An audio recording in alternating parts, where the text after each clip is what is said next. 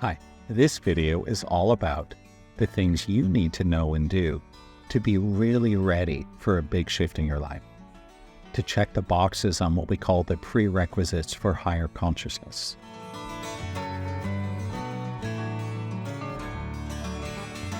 My name is Brent Phillips. I am the founder and creator of the Awakening Dynamic System of Energy Healing and Higher Consciousness. And this is video number 4 of 10 in our series on prerequisites to higher consciousness. One of the biggest reasons a lot of us struggle and suffer and fail in life is we don't realize it, but we're trying to run before we know how to walk. That if you want to see a huge shift in your life, there are certain boxes we have to check so that you're ready. As an example, if you want to drive a car, you have to be physically big enough to hold the wheel and reach the pedals. That would be a prerequisite for driving. But a lot of us are trying to make big shifts to make more money, to be more attractive, to be happier, healthier, and we don't realize we're not ready for it. We haven't learned to walk first. So let's fill in the blanks for you, shall we? This video is all about the viewpoint of a personal accountability that is absolutely mandatory if you want to have a bigger life, if you want to be more successful in a way that pairs with higher consciousness. And so what I'm going to do is I'm going to read to you the formal teaching straight from Carl Wolf's unpublished writings, and then I'm going to lay it out for you to break it down step by step so you can understand exactly what it means. You must choose a perspective of personal accountability, which means you choose the point of view, whether it is or is not yet your experience, that you are in some way a part, cause, or source of your experience and everything around you. So what does that mean? You have to take accountability for everything that happens in your life. You have to say, hey, there is some way, shape, or form that I influence this. We're not turning into victims here. And so to give you just a little better understanding, I see the human journey of consciousness as having 3 primary stages, what we call the victim, the victor, and the vehicle. Victims are when you think other people or things outside of you have all the power. So you go, oh, it's my boss, it's the government, it's the weather, it's my neighbor, it's my kids. What I do doesn't really matter. And so that's the lowest level of consciousness. And being a victim is totally incompatible with moving ahead in your life. It takes you backwards. The second stage is called the victor. That's where most of us are. We think we're separate beings competing for scarce resources. We all want more money, a better house, a more attractive partner, a longer life.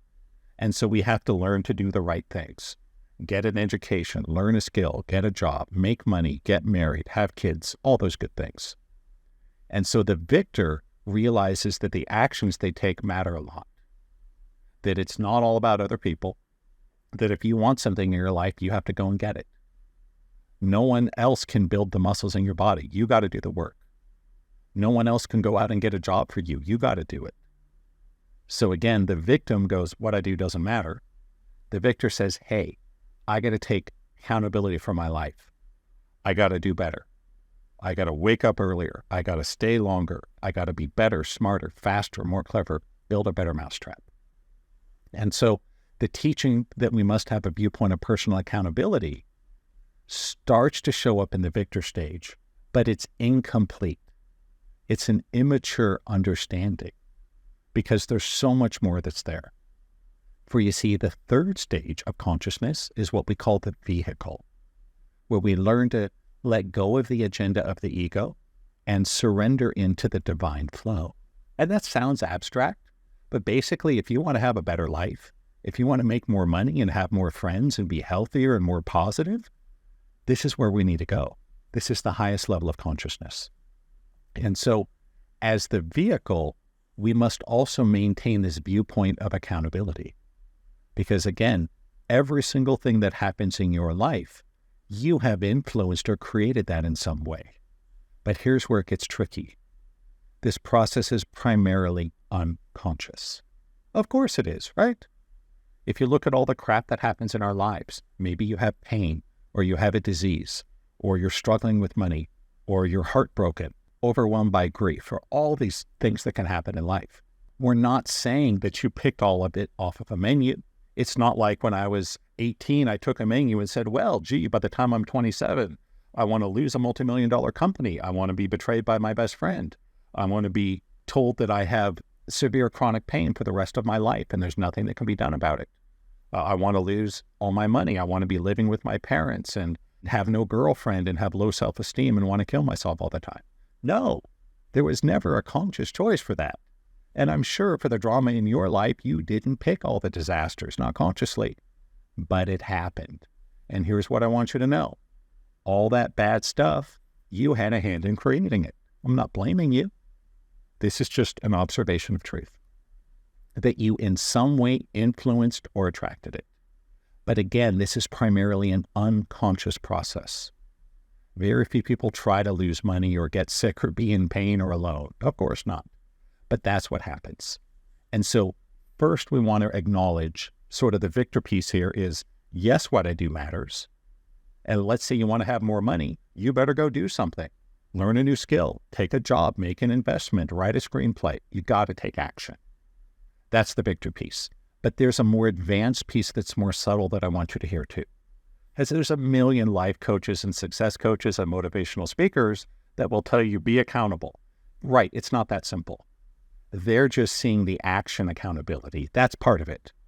But there's also feeling accountability. And this is where it gets a little abstract, but this is also the piece that even people that have been doing law of attraction, self-improvement for decades don't see. And it's going back to that hose, that we have a hose connecting us to the divine flow. That if there's a kink in the hose, we struggle, we suffer. It's hard to make money. We get sick, we're unhappy, etc. We want to take the kink out of the hose to get you flowing, get the life force flowing through you. That's what brings the money, the success, the health, the joy, all these things, right? And so how do we do that? Well, part of it is accountability to action, that you have to be taking actions that are likely to lead to this result you want.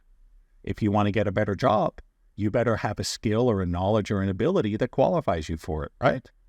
If you want to be a doctor, you better go learn medicine. So that's the action piece. There's also a feeling piece, and it's this, that ultimately the agenda of the soul is simple. It wants to feel and experience everything. And many of us have all these things we're not feeling that we're unaware of, but you don't realize it and it's ruining your life. A good example would be a plant. If you want to grow a plant, some amount of water, some amount of soil with nutrients, and some amount of sunlight. Imagine if you never watered your plant. It would die. It certainly wouldn't grow. And you're giving it more sunlight and more minerals and more soil, and you're like, why isn't it working? Just so you know, that's a lot of us in our lives. There's a thing you need that you're not aware you need. That's the feeling piece. And so accountability to feeling. We recognize that there are many things we don't want to feel, and all those things puts a kink in the hose. And so the way we create our lives is through a combination of action and feeling. They both matter. And what I want to get across is, yes, you have to be accountable to action, of course, but that's kind of simple and basic. I hope you know that. Anybody that's been doing self-improvement for more than 5 minutes should. But there's also an accountability of feeling.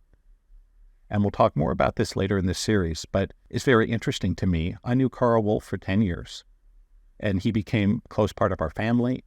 He is my son's godfather. He was the only person other than me and doctors and nurses in the delivery room when my son was born. So we were very close. And when things would go off in Carl's life, he wouldn't ask, what do I do? He would ask, what is it I'm not feeling? And this is a more advanced version of accountability, that you're accountable not only to your actions, but also to being open to feeling everything. That thing we don't want to feel, the pain, the loss, the humiliation, the guilt, the suffering. A lot of that is what Carl Jung called the shadow self. And our goal is to be accountable to everything in our lives. So I got a little more to say here. I want to lay out how it is that we can be accountable and let things in and surrender at the same time, because that may be a little tricky. Just want to say, if you like this video, hit like, hit subscribe. When you're down there, if you're interested in learning more about me or my work, check it out. Got some cool links in the description, including a really significant discount on my 30 Days to Awakening program. Totally life-changing. So check it out if you're interested. So the last piece I want to talk about here is, okay, Brent, I'm hearing that, yes, we have to accept that we're creating our lives, not only through action, but also through feeling. Cool. How is that compatible with the teaching of just let it go, surrender? It seemed to be the opposite. This is one that's tough to reconcile. I'm not aware of any other human at any point in history that has figured it out, but I did, and I'm going to share with you right now. You have to understand what this you is. Otherwise, it doesn't make sense. And so the short version is this. There's more than one you. There's the thing you think is you, the man, the woman, the mind, the body. But there's much more to you than that. There's also what we would call the higher self, or the soul, the auric field. And of course, all of our spiritual teachers have told us forever that we're all one. And so, long story short, there's at least 3 different yous that all exist simultaneously. There's big you, the all that is. There's medium you, the soul, the higher self, the spirit. And then there's little you, which is the mind and the body, the human. They're all important. They're all you, but they're actually different versions of you. And what it comes down to is pretty simple. To be accountable to your life, to be ready for success and higher consciousness, we must do the best we can in terms of taking action and being open to feeling, and then surrender the rest. It's really that simple. So there's a really important part of accountability in taking action, and there's an equally important part of let it go, surrender, trust the flow. And we see this in the Serenity Prayer, which sits at the foundation of all the 12-step programs. And the Serenity Prayer goes something like this. God grant me the serenity to accept the things I cannot change, the courage to change the things I can, and the wisdom to know the difference. Boom, that's it. That's what I'm saying here. So you look in your life, there are things you can do to make it better. Do it. Action and feeling, yes. Once you've done pretty much everything you can, the rest is not up to us. We have to let go, surrender, and trust. If you can do both at the same time, your life will take off. You will do phenomenal, amazing things because you will have landed in higher consciousness, not just for a short time, but permanently, and have a totally different and better experience for the whole rest of your life and beyond. Pretty cool stuff, huh? That's all I got to say for this right now. As with all these videos, there's a lot of dense information here. Listen to them over and over. And if you're struggling with the words, don't worry about that. Listen to this video again and just pay attention to the sensation of hearing my voice, the tones, the pause, the rhythm, the silence. If you do that, I think you'll be amazed at how much more you understand it. So by turning off the mind, we open it up. Don't take my word for it. Give it a shot. See what happens. And I'd love to hear your comments down below. Let me know what happens when you listen to this again, not worrying about the meaning. I think you'll be amazed. Give it a shot. Don't take my word for it. Try it. See what happens. Have your own experience. That's all I got to say for right now. We'll be back very soon with video number 5 in the series. Until then, please take care and namaste.